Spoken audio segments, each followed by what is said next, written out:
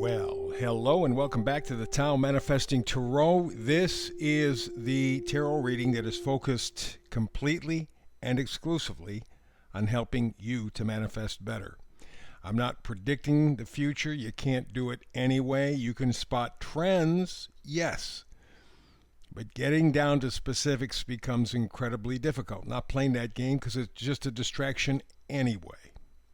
What I am focusing is on you, your ability to manifest, your ability to enhance your imagination so that you can think the thoughts, the pictures, the sounds, the tastes in your head. You make them up for you. You don't have somebody tell you, oh, this is the way it's got to be. Oh, you see this monster on the screen. This is where we gave you the picture. Much more effective to listen, make the pictures in your own head. Because if there's a 1,000, 10,000, 100,000 people listening to this, each of you will make different pictures in your head.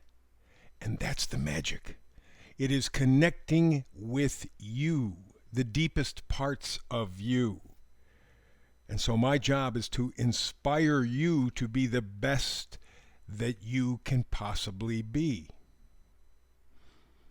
One little piece of advice, and this is never ever given by tarot readers, because they're there to pander to you. They're there to get likes and subscribes. They're there to tell you what they think you want to hear. I'm not here to do that. I am here to shift the power and the responsibility of you manifesting. I'm here to inspire you. So we go back to the point. You hear all the time, well, you can be whatever you want to be. Bullshit. And the reason I say that is you are born into a family. If you have brothers or sisters, why aren't you the same? I mean, after all, you're born into the same family. Why aren't you the same? Because we each come here with a different perspective, a different destiny, a different purpose. So some people are meant to be doctors, although I have zero respect for doctors anymore after the last few years. You could be a politician. I've never had any respect for politicians anyway. In fact, I believe what Mark Twain said, politicians are like diapers. They need to be changed often and for the same reason. That was 150 years ago. Nothing's changed.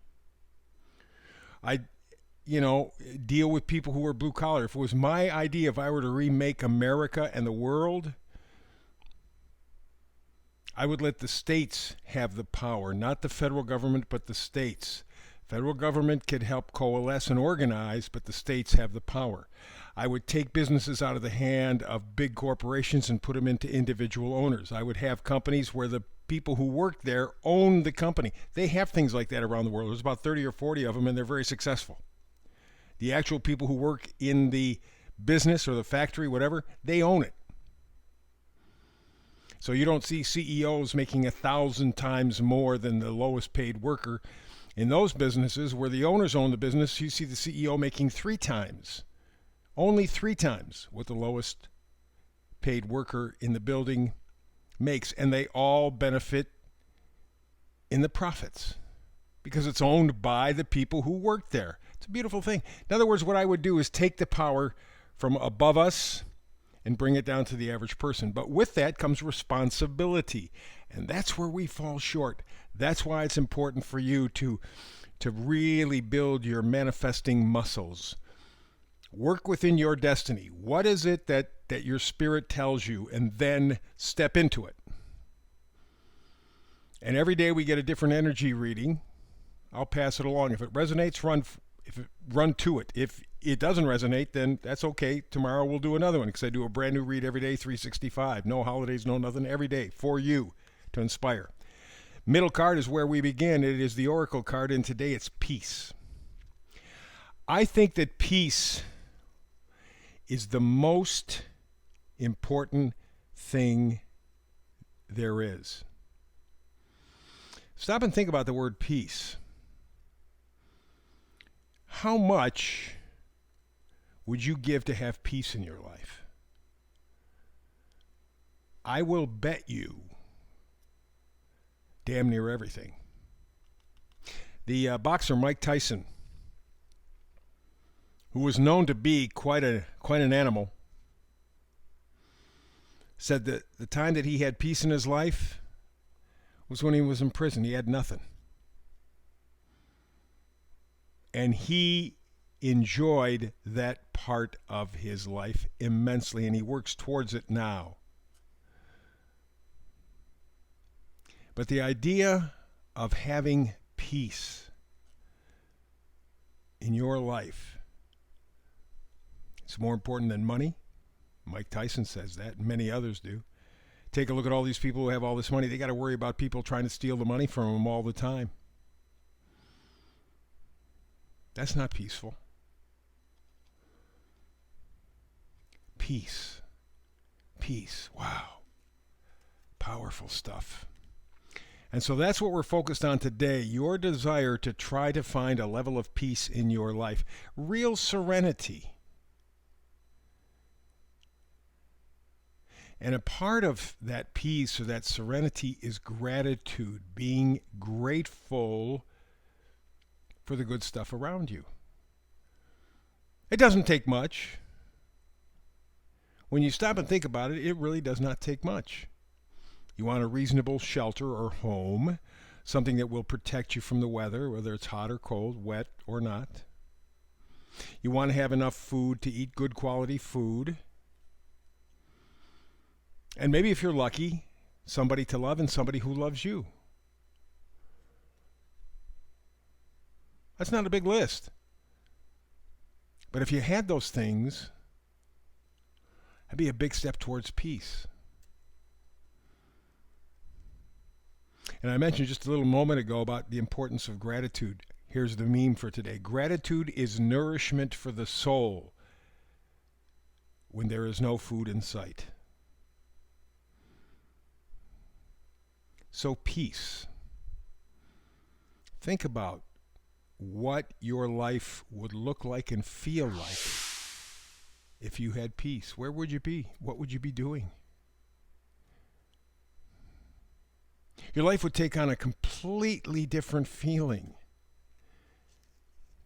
There would not just be happiness, there would be joy in your life. Now, when you're young and you got all those hormones running through you, peace is the last thing that you're thinking of, unless we change the spelling of peace from P-E-A-C-E to P-I-E-C-E. That may be the deal, but usually when we're in our teens and 20s, life is not very peaceful. Oh, a lot of activity, not all of it fun, a lot of activity. But it's amazing how when we get to our 30s and 40s, we go, hey, you know what? Man, I just like some peace. And the older we get, the more important peace becomes. Real serenity. So let's begin the reading. All the way to the left, we go to the Three of Swords. Swords are thoughts, ideas, things that other people give us that we accept as our own thoughts and ideas. And the Three of Swords says very simply, you've been lied to. You feel betrayed. Mind, body, spirit. On all levels, you feel abused and misused. And guess what? You're right. So the biggest thing toward peace is to get to that moment where you're saying to yourself honestly, yeah, I've been screwed. Yes, I feel bad about it. I'm not going to seek revenge because that'll steal the peace that I'm after. I'm just going to admit it. They fooled me. I'm going to take more responsibility, pay more attention. But I'm going to take that energy and move forward towards real serenity, real peace. But yes, they got me, and more than once. But then we have the next card, which is in the reverse, the Seven of Wands. Wands are enthusiasm, joy, gratitude. And the Seven says, okay, you got me. Three of Swords says, you got me, you lied to me, and I just now admit it. Which is a huge ego thing for people. Mark Twain said it's easier to fool somebody than it is to convince them they have been fooled to begin with. It's true. Our ego won't allow that. No, they didn't fool me. Yes, they did. They had you by the short hairs, and they were pulling you, and you didn't have a clue. Three of Swords said, whoa, wait a minute. Stop. I accept the fact that I was lied to. And what the Seven of Wands says, that's it, no more. But when you make that decision to take responsibility for allowing yourself to be fooled, you have to take responsibility for moving ahead. And what that means is the Four of Swords. Pulling away. Reviewing what you have accepted as true. The Three of Swords and the Four of Swords are tied together. Okay, so you admit that you've been fooled. You admit that you've been lied to. You admit that you've been stabbed in the back. What are you going to do about it? Now, the Seven of Wands says, I'm going to go forward in a positive, productive way. And you're thinking about that. How am I going to do it?